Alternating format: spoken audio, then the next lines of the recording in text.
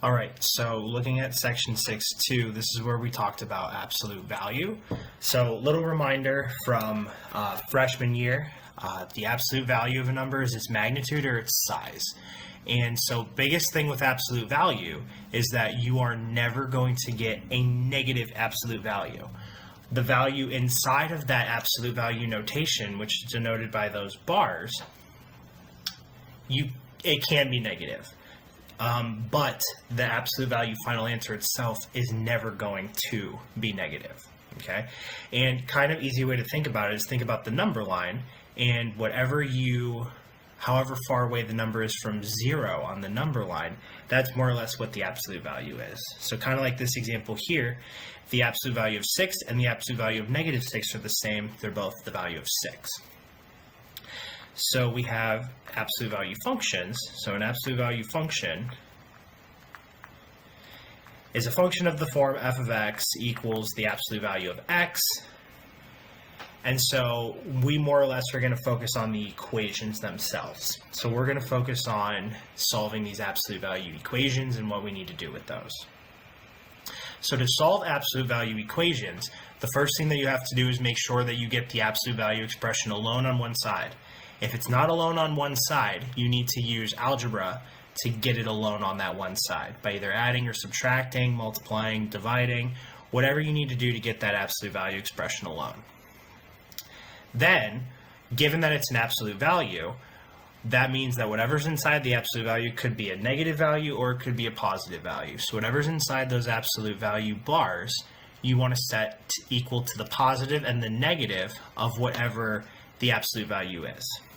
And then from those two resulting equations, go ahead and solve for the variable and then just double check your answers in the original equation. So looking at these three, so I have n plus 9 equals 15. My absolute value expression is alone, so we're good. So I'm going to do n plus 9 is equal to 15 and n plus 9 is equal to negative 15.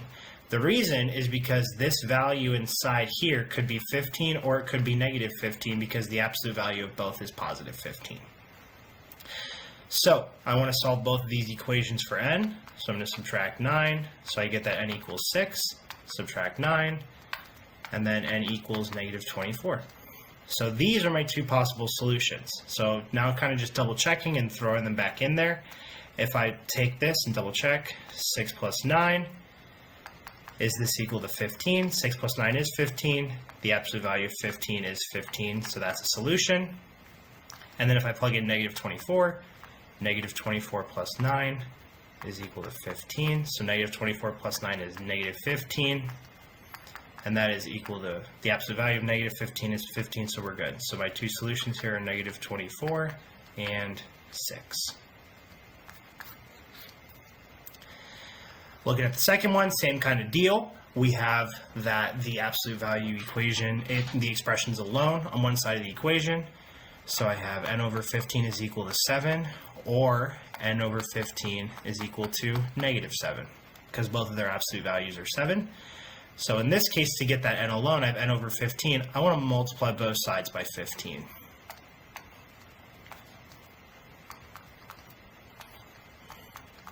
And then that's going to cancel out the 15 on the left-hand side of each equation.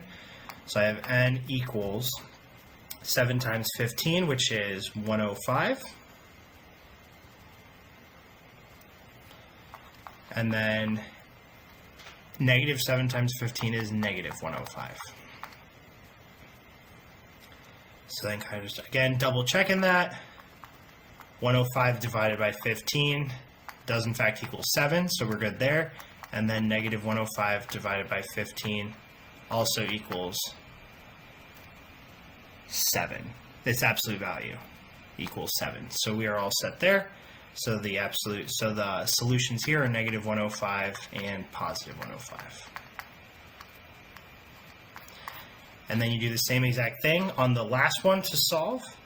But I want to do a couple examples where the are not alone.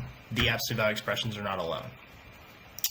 So if I'm looking at this one on the left-hand side, I have negative 19x the absolute value of negative 19x plus 13 equals 355, I need to get this alone. That's my goal, is to get this alone.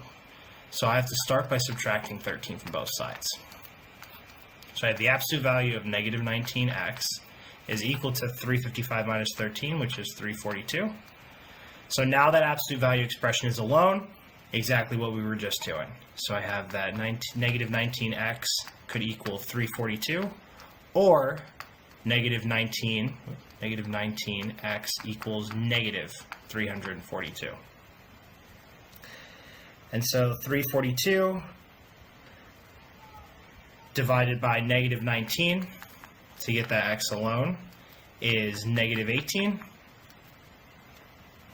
And then negative 342 divided by negative 19 is positive 18. And so then our solutions here are negative 18 and 18. And then same kind of deal with the next two, but I want to focus on this last one. So I have 4 times the absolute value of 18 plus 16n. So I'm going to start, because I have 4 times this absolute value, I'm going to divide by 4 on both sides. So this leaves me with the absolute value of 18 plus 16n is equal to 376 divided by 4, which is 94. So now I have that absolute value expression alone, so I can set them equal to the positive and the negative of each. So 18 plus 16n equals 94, or 18 plus 16n equals negative 94. And I just want to solve for n on both sides. So 16n is going to equal 94 minus 18, which is 76. And then 76 divided by 16 is 4.75. So you can write that as 4.75. You can write that as, what is that over 4? You can write that as 19 over 4. Doesn't matter to me. Same kind of deal here. Subtract 18 from both sides, so we get that 16n is equal to negative 94 minus 18, which is negative 112. And then when I divide by 16 on both sides, I get that n is equal to negative 7. So those are my two solutions here, are negative 7 and 4.75.